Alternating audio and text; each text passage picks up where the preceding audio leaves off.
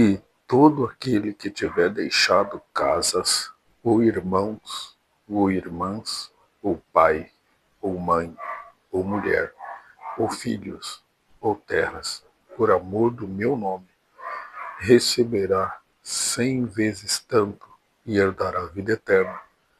Porém, muitos primeiros serão derradeiros, e muitos derradeiros serão primeiros.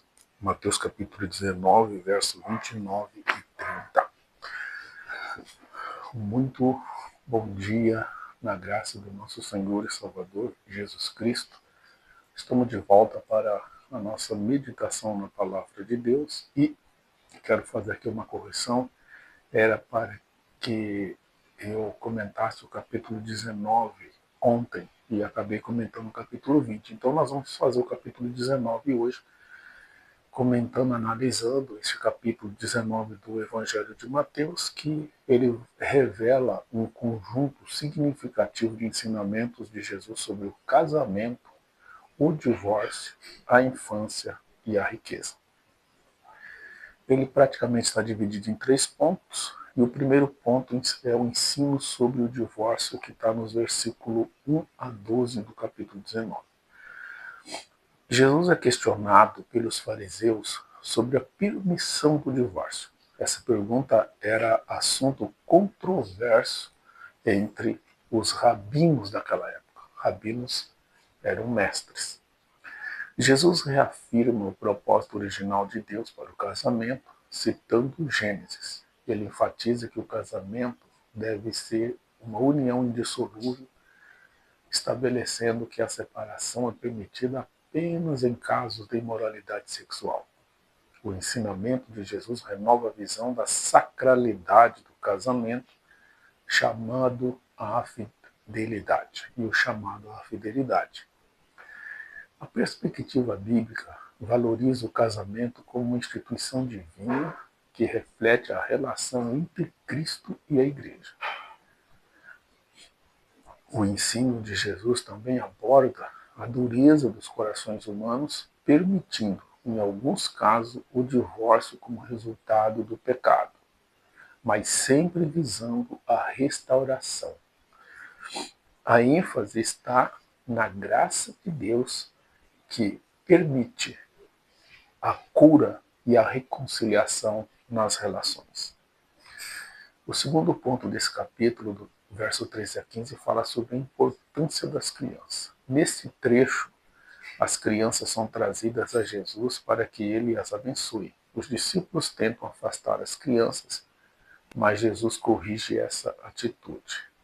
A resposta de Jesus enfatiza que o reino de Deus pertence aos que são como crianças.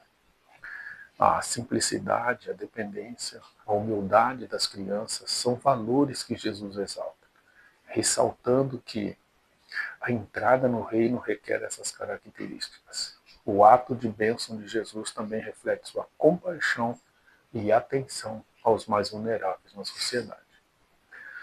A valorização das crianças no ministério de Jesus reflete a doutrina reformada da importância da família e da inclusão dos mais vulneráveis na comunidade da fé. A dependência das crianças simboliza a fé genuína que todos devem ter em Deus. O jovem rico é o terceiro ponto, que vai dos versos 16 a 30. Um jovem rico se aproxima de Jesus, perguntando sobre o que deve fazer para herdar a vida eterna. Jesus destaca a importância de guardar os mandamentos e depois desafia o jovem a vender seus bens. O desafio de Jesus revela a idolatria do dinheiro e a dificuldade que muitos enfrentam ao deixar de lado suas posses para seguir a Cristo.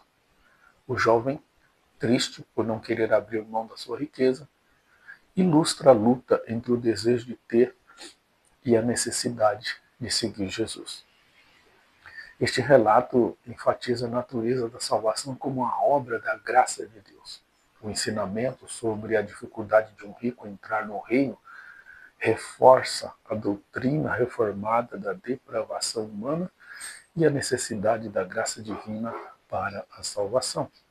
A inclusão dos mais humildes e necessitados é um tema recorrente, indicando que todos, independentemente de suas posses, precisam da salvação oferecida por Cristo.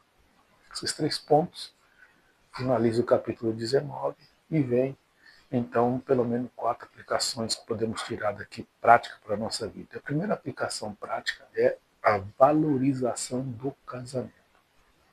O ensinamento sobre o divórcio nos provoca a refletir sobre a sacralidade ou a santidade do casamento e a importância da fidelidade em nossas relações, buscando promover a reconciliação e o perdão. A abertura às crianças, a outra aplicação prática. A ênfase de Jesus sobre as crianças nos desafia a acolher os vulneráveis em nossas comunidades, valorizando a inocência e a simplicidade da fé que elas representam.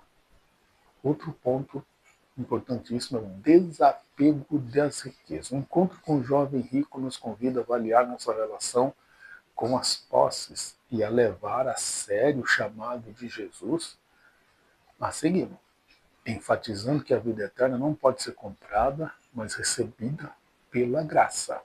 E fica um detalhe aqui que o texto não significa que um rico, a pessoa não herda o céu por ser rico. Tá? Ele não herda o céu por dar mais valor ao dinheiro do que a Deus. Tá? Então, há muitos ricos que são humildes, estão servindo ao Senhor, e tem muitos pobres que são arrogantes e orgulhosos, não servem ao Senhor. Então, a riqueza ela pode ser um dificultador se a pessoa colocar o seu coração nela e não em Jesus Cristo. Tá? Então, fica claro aqui para não ter a intenção de que ser rico é uma condenação e ser pobre já é salvação. Por último, confiança em Deus. A promessa de Jesus de que tudo é possível para Deus nos encoraja a confiar na providência divina, mesmo quando enfrentamos desafio, seja em relacionamento ou em questões materiais. Tá? Precisamos crer na providência de Deus, independentemente do que você tem ou não. Oremos. Deus e Pai, é com graça que peço a Ti neste momento que, primeiramente, o Senhor venha abençoar as relações conjugais, como os casamentos, evitando, Senhor, que a praga do divórcio entre nesse lar, destruindo essa família.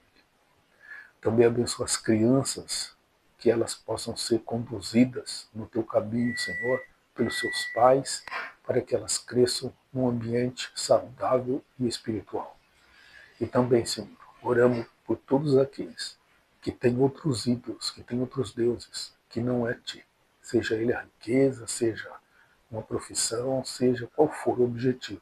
Nós sabemos que tudo contribui para o Teu bem, para o bem daqueles que Te amam. E por isso pedimos a Tua orientação. Ajude essas pessoas a se livrarem do mal que as persegue e as aprisiona. Em nome de Jesus nós oramos. Amém. Deus abençoe você. Nos vemos na próxima oportunidade. Até lá.